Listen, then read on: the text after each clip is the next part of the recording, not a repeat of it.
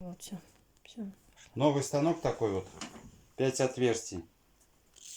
Залазят шинки до 2,2 мм. Ой, 22 миллиметра шириной. И толщиной тоже такие же. То есть палка 25-ка, 22-я палка, 20-я, 18-я палка. На 4 части расколотая. Вот такой станок, вот он грызет их. Сюда дойдем.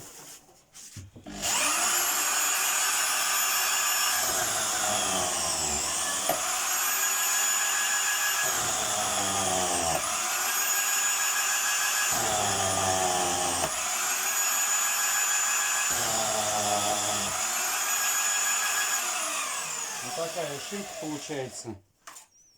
Ленточка. Но она толстая. С миллиметр толщиною. Вот она. Почти в палец. Но это сухая.